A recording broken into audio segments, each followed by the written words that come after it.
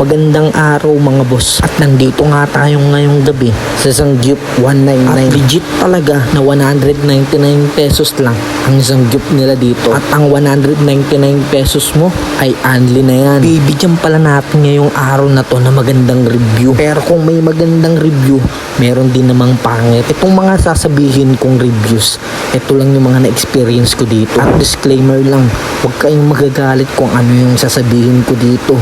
Dahil ito yung mga na-experience ko dito. Hindi ko nga pala nasabi kung saan ang location nito. Ang location nito sa may Congressional Avenue lang. Malapit lang to sa may Luzon Avenue. Grabe guys, ito na nga ata yung pinakamurang isang gypsal na nakita ko. Biro mo, 199 pesos mo ay only na. Ang 199 pesos mo nga dito ay masasabi kong sulit na. Take note guys, 2 hours. 2 hours pala kayo magtatagal dito. Ali guys, sa mga oras na yan, kumuha na nga kami ng mumukbangin namin dito. Pero nagkamali kami dito. Ang dami kong kiniwang pork dito. Yung pork nila dito, literal na taba. Ibali nga guys, pagkakain nga pala dito, dapat may maintenance ka. Baka kasi mahatakiin ka ng high blood dito at maisugod ka kagad sa hospital. Kumuha na nga akong napakaraming pork dyan. Kala mo naman mauubos yan. At kumuha talaga ako ng napakarami.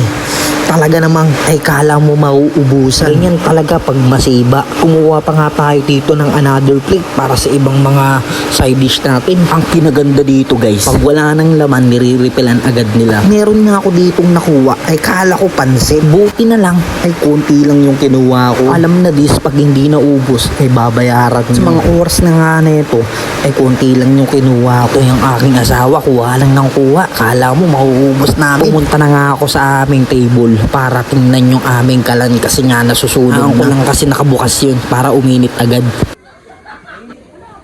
Nandito na nga tayo sa ating pwesto at nilagyan na namin yung mga side dish at yung mga lulutuin namin. Dagdag pa nga neto ni Kuya. Inorder pa lang nga namin dyan ay yung tag 250 para may lemon na kami at meron na kaming cheese na kasama. Cheddar cheese yun, tsaka magulay. At dito nga nilakasan ko na yung apoy at sinabay-sabay ko ng lutuin yung mga pork. Luto pa lang guys, magugutom ka talaga. Grabe nga yung pawis ko dyan sa pagluluto. Di ka matutuwa sa place nila. Ay grabe, kala ko na upgrade na tong lugar na to. Kulang sila sa electric pan. Biro mo kasi yung pwesto namin dyan, walang nakatutok na electric pan.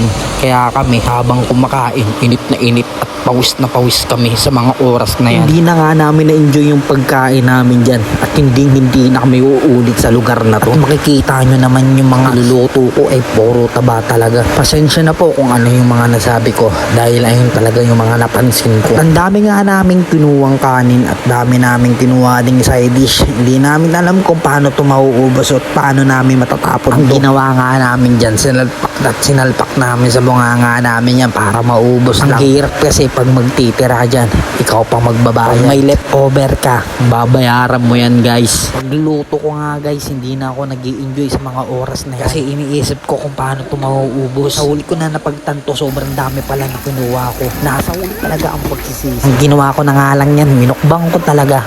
Kahit ayaw ko na. Lagi ako na bahala magano.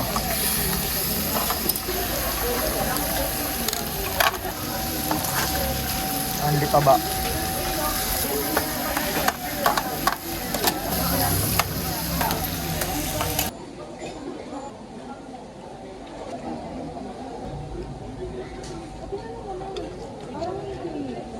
Kakasam mo?